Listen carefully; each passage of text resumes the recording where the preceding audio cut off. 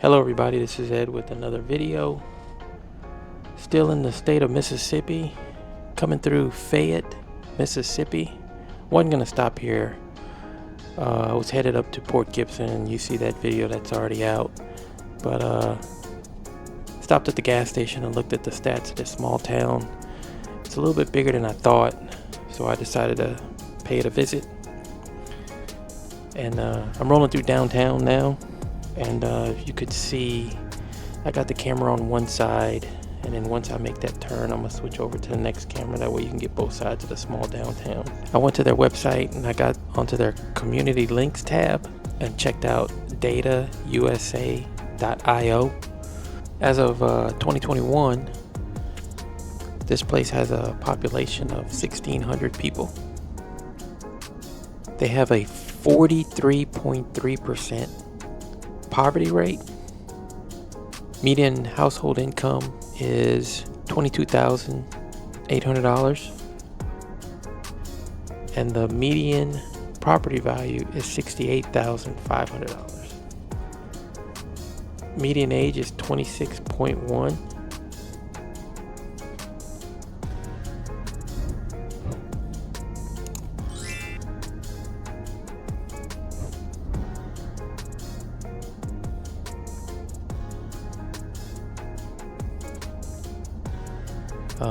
Here's the little shopping center, and they have a hair and beauty supply, and right next door is your Fayette supermarket and deli, and I'm pretty sure that's the only supermarket they have there. And as you pass up the supermarket, you see that nice kind of like Victorian like home there. Huge home. It's not a home, that is a lawyer's office.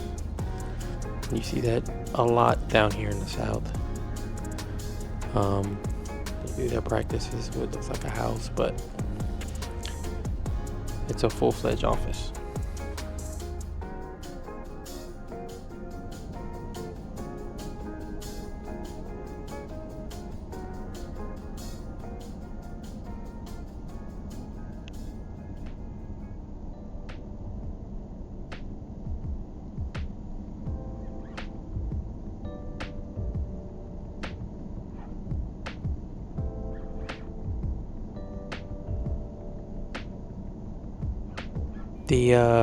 The breakdown, which was surprising to me, this is another reason why I stopped. Here's the ethnic breakdown in Fayette, Mississippi. Black or African American at 99.3%.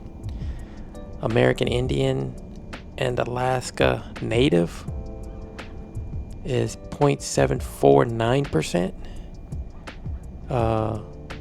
White is 0%. And 0% in Hispanic.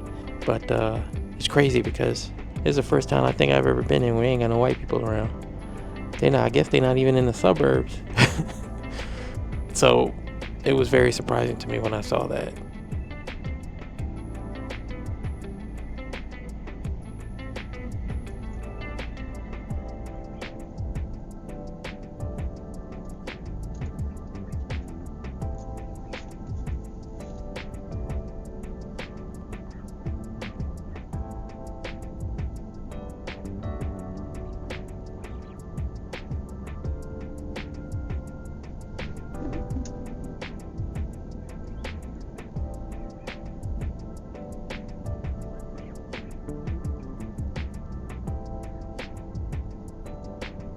But, oh, look, they got some white people right there. Oh, no, they're selling something, so probably they came from somewhere else.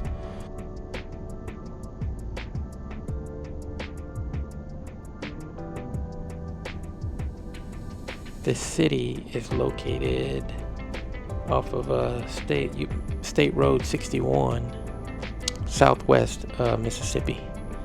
And it's about 32 miles from Natchez on that end of the state.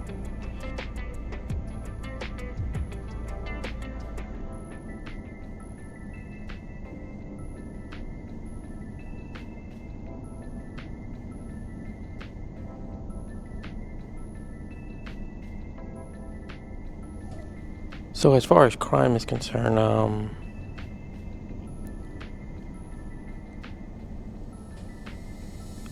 Neighborhood Scout, that's one of the websites I try to look up information. They say that the crime rate ranks among the lowest in the nation, making it very safe to live.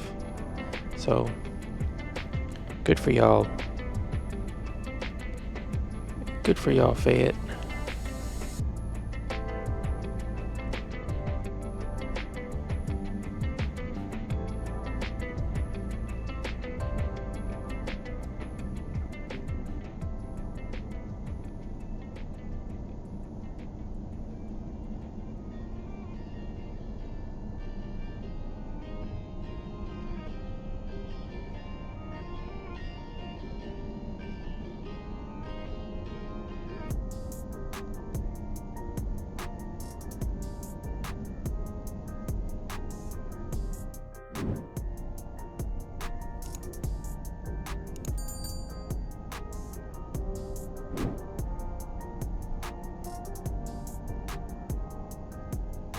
All right, coming up on the City Hall and the administration buildings, where police department, fire station, and all that good stuff.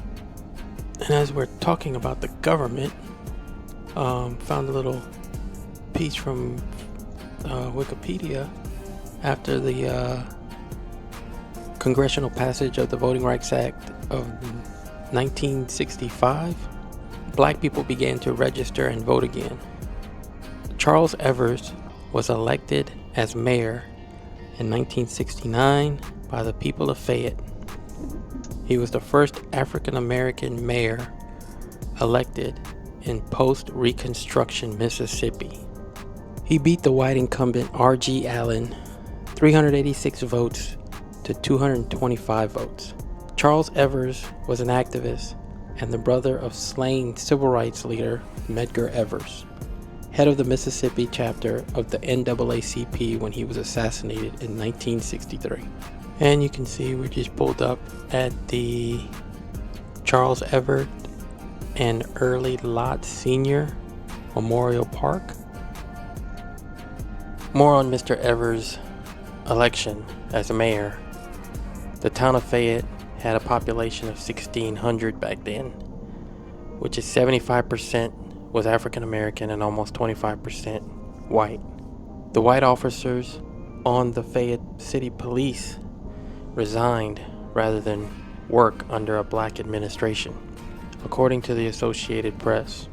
Evers told reporters, "I guess we will have to operate with an all-black police department for the present, but I'm still looking for some whites to join us in helping Fayette grow."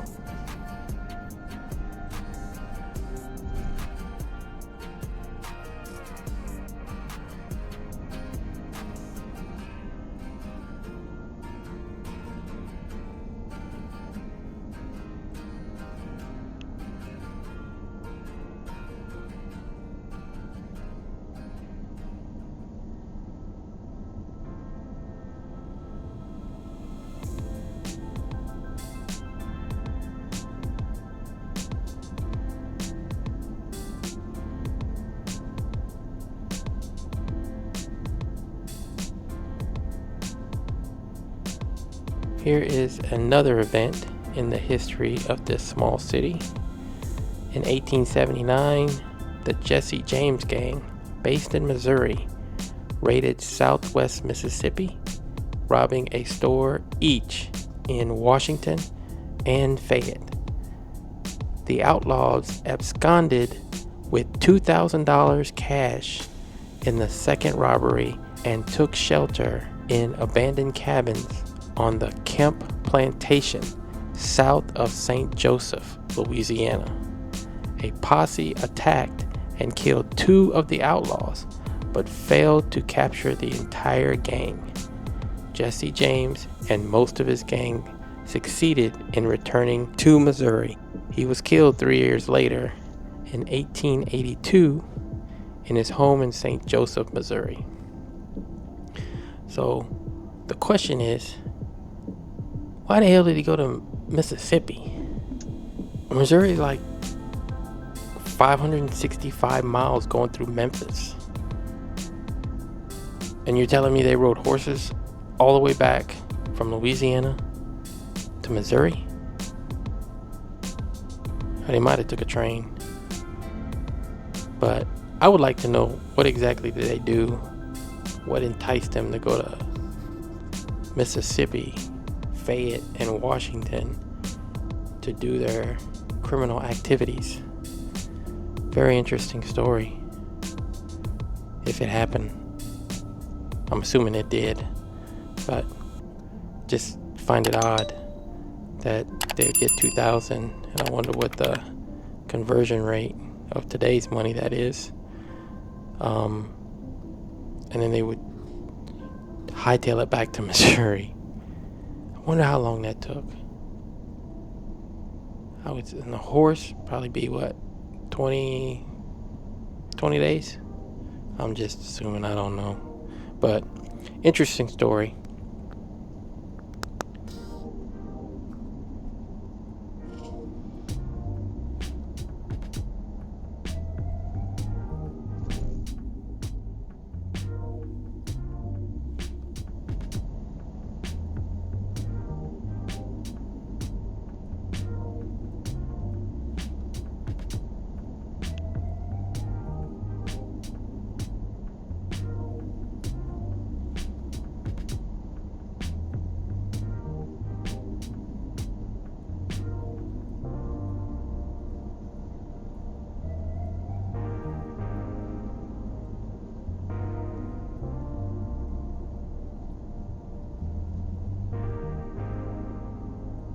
Alright everybody, coming up on the end of this video.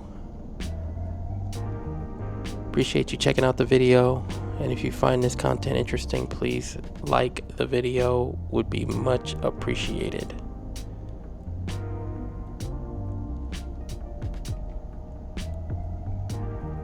And on to the next video. Y'all stay safe out there.